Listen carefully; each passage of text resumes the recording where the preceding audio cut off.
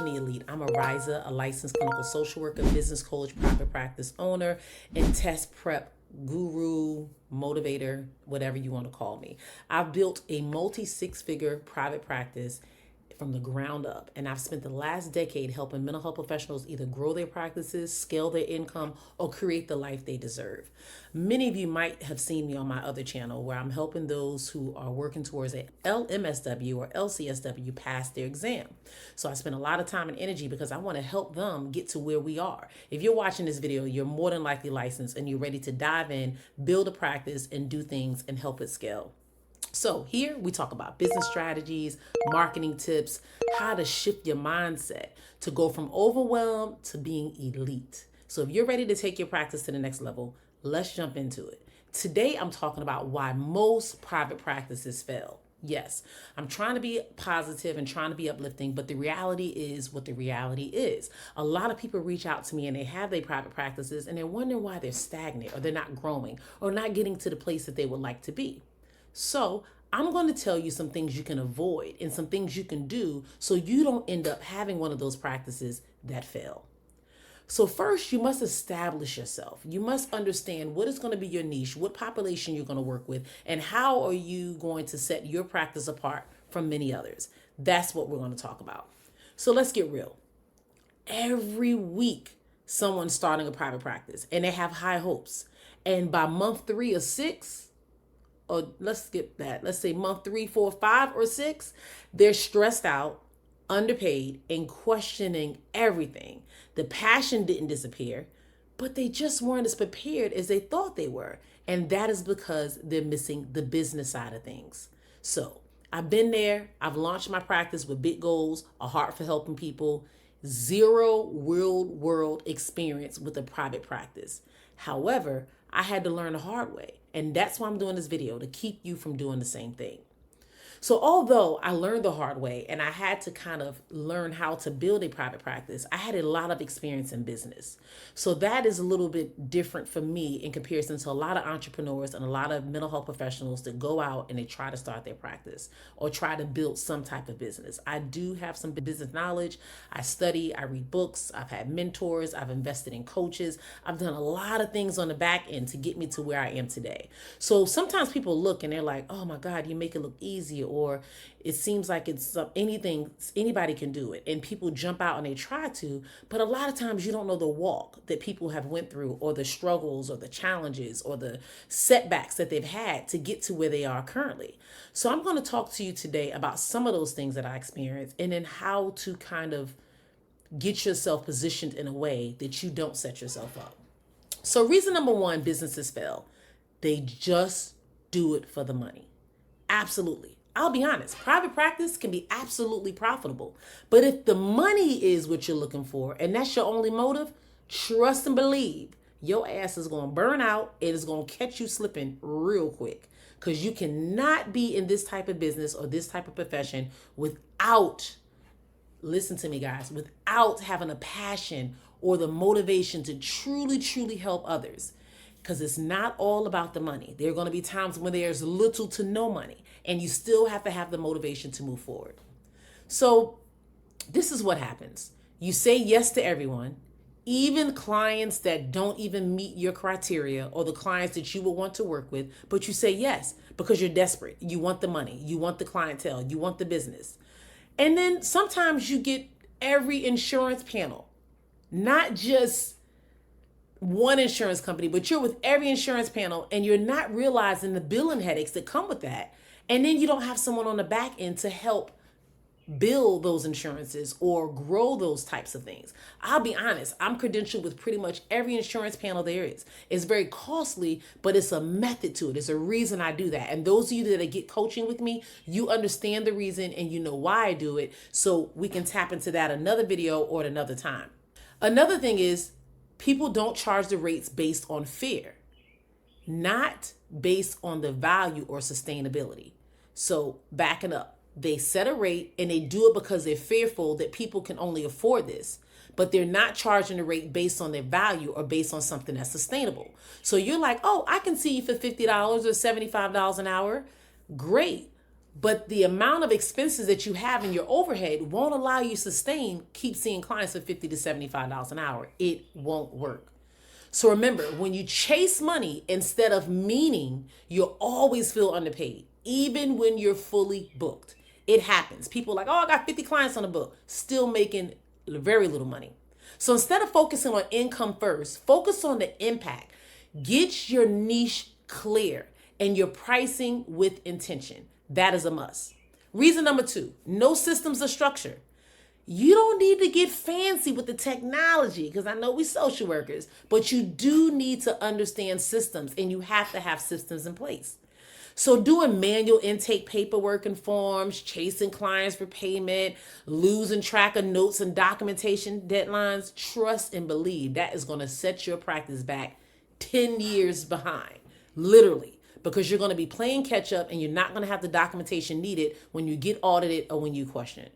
My site is pretty reasonable size, and I will say I get desk audits probably several a month, let alone a week, of people wanting documents to see what we're doing and making sure the work is being provided. Amy is a small business owner juggling everything, from marketing to therapy to admin work. She's overwhelmed and struggles to grow her business while keeping up with client communication. Then she discovers Better Client Care, an all-in-one CRM that unifies her inbox, automates follow-ups, tracks leads, handles missed calls, and simplifies invoicing and reviews. With Better Client Care, Amy gets more clients, saves time, ranks higher on Google, and finally enjoys a dream vacation in Bora Bora. So you can be booked and you can be broke if your systems are not making sense, and it will not save you time. It will cost you a lot of money. So a solution I have here is start with a scheduled system.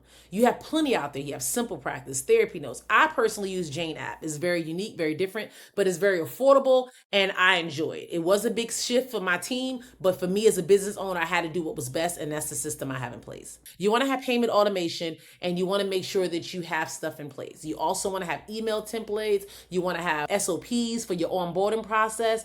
Yes, so these are your systems. You got to have the systems and how you're going to operate when you're bringing people on and you're working with individuals. But let's jump on to reason number 3. No business mindset. This is a huge one. So many times I talk to people who are entrepreneurs, starting their business and doing things, and they really don't have a business mindset. And to me, guys, this is something that you have to enhance and you have to work on and you have to do on your own. This is not something someone can just give you. I've given people many tools, and when you give people tools, they don't necessarily use them because they didn't have to go out and get the tools themselves or see how heavy the tool was when they carried it, because you're more likely hindering them when you just give someone something versus having them earn it or realize what is needed to get to that level. So one of the hardest shifts I think people have when it comes to starting their practice is really shifting to that business mindset. Especially because a lot of social workers have that heart-centered helper mentality. We want to help the world. And by us wanting to help people, sometimes we focus solely on the heart, but we don't really focus on the mind. And that business mindset is what's going to get you to the multi-figures, the 6 figures, the 7 figures, whatever your dream or your goals are. You're going to have to really, really, really be business oriented and have that business mindset. And that is something that I see so many people struggle with each and every day. So I'm here to tell you guys, you got to get your head in the game. You got to get your head in the book. If you watch some of my other videos, you'll know that I like to read. And if I don't read, I listen to audiobooks, and I also watch a lot of podcasts, and I focus solely on business stuff. Every day, sometimes you can see the YouTube playing in the back, and that's keeping my mind grounded. There's people that I listen to each and every day to help me get to another level that's going to help me continue to elevate, because they are at the level that I aspire to be. And that's the thing. You want to find someone that's at the level you're here, but you want to find somebody that's here so you can aspire to get there. They're going to keep going, but you want to keep aiming for that direction and that goal. All right. So here's some red flags that you necessarily don't have that business mindset. You need to work on that. You feel guilty for charging the market rate. You still think like an employee. Can I take off next week? Can I adjust this? You don't track your revenue, or you don't make business decisions. So what you do instead, you name your business goals, not just your client goals. You schedule CEO time weekly. A lot of times I don't see clients throughout the week. I have certain days that I do so because the other days I'm running my business. I have to figure out what's going on and I have to see it from a bird's eye view. So it requires me to be diligent in that process. So I have to have time that I schedule out weekly. I've tried it all. I've tried to do a little bit of admin work, the cleaning of clients, after clients and all that stuff. And I was burning myself out. And I began to make more money, to have more time, more energy, and more success when I strictly focused on one thing at a time and did that. And you also have to learn to detach your worth from your hourly rate. If you associate, well, oh, I can see a client and make $150 an hour. Oh, I can do this. And you start associating your mind with that hourly rate, that's definitely going to cause you problems in the long haul. So remember, you're not just a therapist anymore. You're a visionary. You are a strategist. You are a leader. You are a CEO. You are a game changer. So you have to think as such. Let's jump into reason number 4, lack of leadership. Let's just say your practice grows. Now what? You're getting all these clients that's coming in, you're hiring people. So what now? Now you hire people to help you, but you don't really know how to train or how to lead those individuals. You expect others to just know. This is your vision, not theirs. Or you micromanage because you don't trust anyone else to do it like you do it or to do it right. The truth is, leadership is not just about telling people what to do. It's about developing people so they can lead without you. Some things you can learn to fix this is how to delegate clearly, set expectations clearly, create a culture, not just a staff or not just a group of people, a team. Create a culture and a team. This is a must. Reason number 5. My favorite, no mentorship, no coaching, or no support. Private practice can be very isolating and it's dangerous when you don't have a community, a group of people who can see things and help you elevate and get to the next level. Some common beliefs that people have is, I can figure this out on my own. I can watch a few videos. I'll just Google it. I'll just have someone do my credentialing. I'll just pay someone to do this. I'll pay someone to do that. I can't afford a coach. If you can't afford a coach and you can't afford to have someone guide you or help you, then maybe this isn't the business you need to be in. You will lose time, you'll waste energy, and you'll make expensive mistakes that could have been avoided. I have spent thousands of dollars on mentorship and guidance from other people who've had not only multi-six-figure practices, but 7-figure practices. And I know the operations and the systems and the things they put in place. So you pay for what you want and you pay for where you're trying to go. Don't try to shortcut things when you're going into business. That is an absolute no-go. I tell people all the time that I coach, and the people who pay for me to coach them, they show up and they get results because I believe people who pay attention. That's just the reality of it. So this is what you need to do. You need to get in some rooms with people who are doing what you want to do. Join a mastermind, invest in a coach, find a mentor, be willing to pay for speed and clarity. The reason I invested in these coaches and the reason I invested in these systems is because it helped me get to the result a lot faster.